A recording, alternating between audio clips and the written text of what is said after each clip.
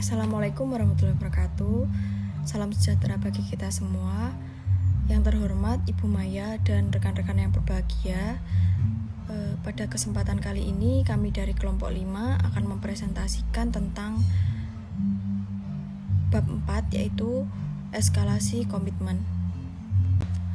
Sebelumnya perkenalkan anggota kami, yaitu saya sendiri Nadia Septiana Rizky, NIM 48, Kofifa Ayu Pitaloka NIM 49, Indi Lutfianti NIM 52, Anisya Purwitasari NIM 56, dan Nova Anggraini NIM 72.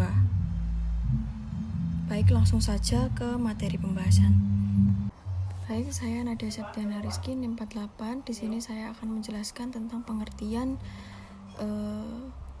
eskalasi komitmen.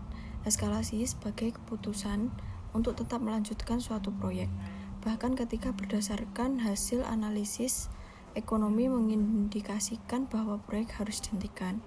Eskalasi komitmen merupakan keputusan untuk menambah alokasi sumber daya kepada proyek yang gagal atau failed dan yang menuju gagal atau failing. Sekian presentasi dari saya. Selanjutnya akan dijelaskan oleh rekan saya. Terima kasih. Assalamualaikum warahmatullahi wabarakatuh. Saya Kofifa Ayu Pitaloka. Di sini saya akan menjelaskan tentang teori yang menjelaskan eskalasi ekonomi. Ada 3 eskalasi ekonomi. Yang pertama adalah self-justification theory, yang menjelaskan bahwa manajer yang dari awal telah memiliki tanggung jawab suatu proyek. Yang kedua adalah teori kegenaan. Menurut teori kegenaan, tindakan eskalasi ekonomi terjadi karena individu yang ingin memaksimalkan berupa impression management. Nah, yang ketiga adalah teori pengambilan keputusan yang berbasis pada proses kognitif, yakni manusia yang disebabkan kesalahan kognitif berupa bias persepsi. Itu tadi penjelasan dari teori yang menjelaskan eskalasi ekonomi. Terima kasih. Saya Indi Lutfianti, NIM 1903101052 akan melanjutkan presentasi dari rekan saya sebelumnya, yaitu mengenai paradigma eskalasi komitmen.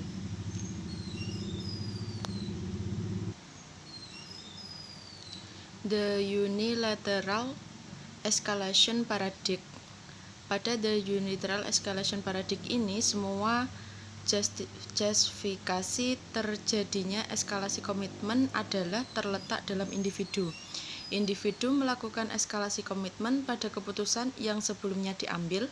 Individu memiliki kesulitan untuk memisahkan hubungan antara keputusan yang telah diambil sebelumnya dari keputusan yang akan datang yang harus diambil.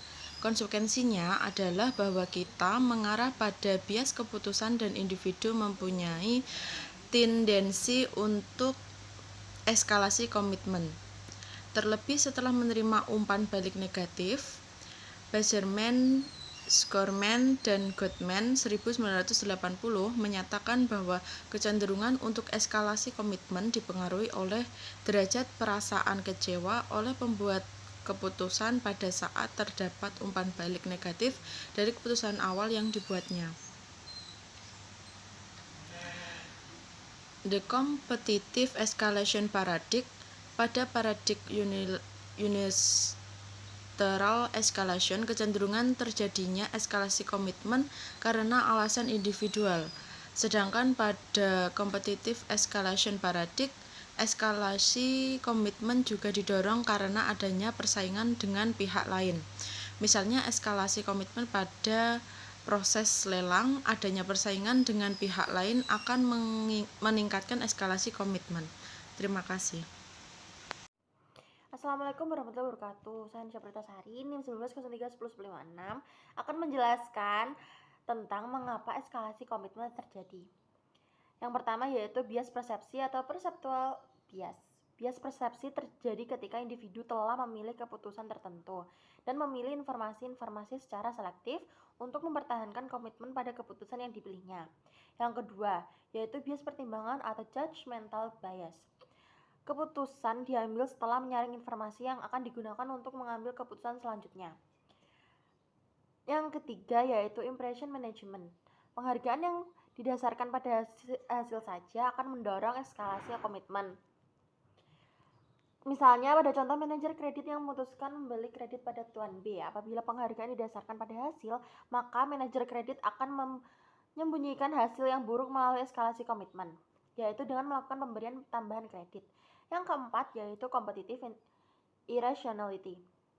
Competitive irrationality merupakan situasi yang mana terdapat dua pihak yang melakukan tindakan tidak rasional dalam hasil yang akan diperoleh kedua belah pihak. Sangat sulit untuk mengidentifikasikan tindakan irasional secara spesifik yang dilakukan oleh masing-masing pihak. Keempat penyebab eskalasi komitmen tersebut masing-masing dapat secara independen menyebabkan eskalasi komitmen, tetapi mereka lebih sering bertindak bersama-sama untuk meningkatkan tendensi eskalasi komitmen. Sekian dari saya. Wassalamualaikum warahmatullahi wabarakatuh. Terdapat 3 cara yang digunakan untuk mereduksi eskalasi komitmen. Yang pertama, umpan balik yang tidak ambigu. Umpan balik yang tidak ambigu mendorong suatu pencarian strategi alternatif yang lebih tepat. Yang kedua, progress report. Individu mempunyai keterbatasan rasional. Individu mempunyai keterbatasan untuk mengevaluasi seluruh informasi yang tersedia sebelum mengambil suatu keputusan. Dan yang ketiga, ada future benefit. Riset terdahulu mengindikasi bahwa pembuat keputusan mendasarkan keputusannya pada biaya historis atau biaya yang sudah dikeluarkan daripada biaya dan manfaat masa depan. Eskalasi komitmen di akuntansi. Beberapa peneliti menunjukkan kecenderungan eskalasi komitmen juga dialami oleh kaum profesional seperti akuntan, auditor, dan manajer. Baik, itu tadi presentasi dari kelompok kami. Semoga bermanfaat. Apabila ada salah kata, kami mohon maaf. Terima kasih atas perhatiannya. Sekian dari kami. Wassalamualaikum warahmatullahi wabarakatuh.